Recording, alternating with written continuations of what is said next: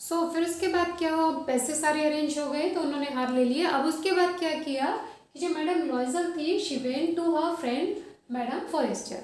अब ये अपनी फ्रेंड के यहाँ गई जिससे इसने बोरो किया था।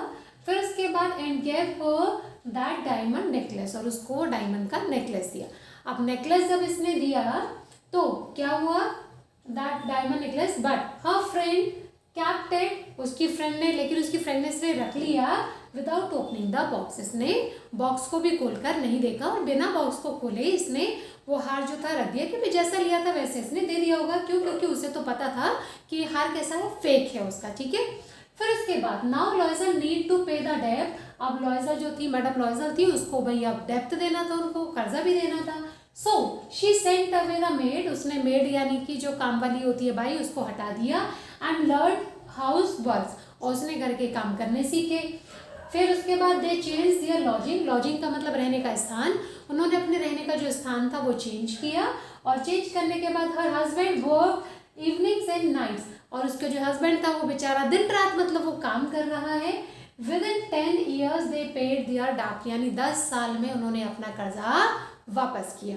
अब सोचो कि 10 साल लगे उन्हें अपने कर्जे को वापस करने में। फिर क्या हुआ, आफ्टर दीज 10 years लॉयजल, अब ये 10 साल में काम कर रहे हैं तो 10 साल के बाद इंसान के अंदर कितना चेंज आ जाता है, तो वो चेंज बता रहे हैं कि आफ्टर दीज 10 years, इन 10 सालों के बाद लॉयजल सीम्ड ओल्ड, जो ये मिसेस लॉयजल थी मटिल्डा, ये कैसे दिखाई देने लगी, बूढ़ी दिखाई देने लगी। ठीक है, she had became a strong, she had became, वो क्या हो गई थी, वो बिकम होगा, अच्छा यहाँ पर हेड लगा हुआ है, शी हैड बिकम, अब वो क्या हो गई थी, अ स्ट्रॉन्ग यानी कि स्ट्रॉन्ग हार्ड वुमेन, मतलब बिल्कुल जैसे होता है ना कि जब आप बड़े नेगेटिव से एनवायरनमेंट में रहते हैं तो आपकी सॉफ्टनेस सारी गायब हो जाती है। ठीक है, अब आप कैसे हो जाते हैं, हार्श हो जाते हैं, बड़े कटु शब्द बोलने वाले हैं ना, और लड़ने झगड़ने वाले। तो ये जो लॉजल थी, मटिल्डा थी, वो भी ऐसी हो गई थी। तो she had become a strong hard women of poor house hold, अब वो कैसी हो गई थी, एक पुअर हाउस होल्ड वाली, यानी कि मतलब गरीबी में रहने वाली, एक जो गरीबी में जैसे सामान होता है हम लोग के पास, तो उस तरह की बड़ी फटीचर सी हालत में। ठीक है, तो बहुत फटीचर सी की हालत में ये रहने लगी। ठीक, उसके बाद अब क्या हुआ, both mentally and physically she was changed, यानी कि वो दोनों तरह से, मतलब शरीर में तो उसके चेंज आया ही था, लेकिन उसके दिमागी जो मतलब मेंटल उसका लेवल था वो भी कैसा हो गया था, बिल्कुल भी बस्ती वाले जो लोग होते हैं बिल्कुल उसकी तरह ही हो गया था, लड़ना झगड़ना किचकिच करना। ठीक है, कि तूने मेरे घर में कूड़ा क्यों डाला, मैंने तेरे घर में ऐसा नहीं किया था, तो इस तरह की उसका नेचर हो गया। अब क्या हुआ, one day in the market she met her friend Forestier, अब वो एक दिन मार्केट में अपनी फ्रेंड से मिलती है, जो उसकी फ्रेंड थी जिससे उसने हार लिया था, उससे मिली फॉरेस्टिया से। But she couldn't recognise Mathilde, अब उसने मटिल्डा लॉयजल को नहीं पहचान पाई। सॉरी, यहाँ पर रिकग्नाइज आएगा क्योंकि वो कुडंट है वहाँ पर। ठीक है, तो वो उसको रिकग्नाइज नहीं कर पाई मटिल्डा लॉयजल को। Then Loisel told her story, फिर लॉयजल जो थी, जो मटिल्डा थी, उसने क्या किया, देन लॉयजल ने टोल्ड मतलब बताई, हर स्टोरी अपनी कहानी, about diamond necklace to her.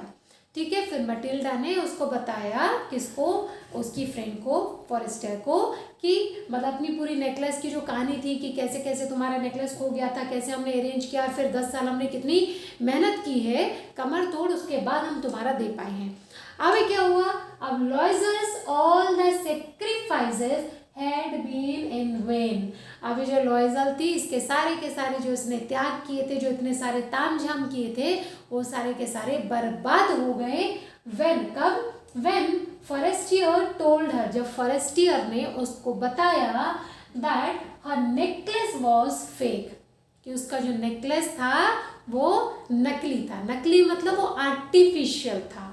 ठीक है, and was not worth over 500 Franks, और जिसकी कीमत 500 फ्रेंक्स से ज़्यादा नहीं थी। ठीक है, अब क्वेश्चन कैसे आ सकता है, इसमें क्वेश्चन आ सकता है कि how did the all sacrifices were in when, कि जितने सेक्रीफाइसेस उसने किए थे मटिल्डा में वो बर्बाद क्यों हो गए। ठीक है, आ सकता है what was the actual cost of the necklace given by the Forestier. कि फर्स्ट ईयर ने जो हार दिया था उसकी कीमत कितनी थी, ठीक है।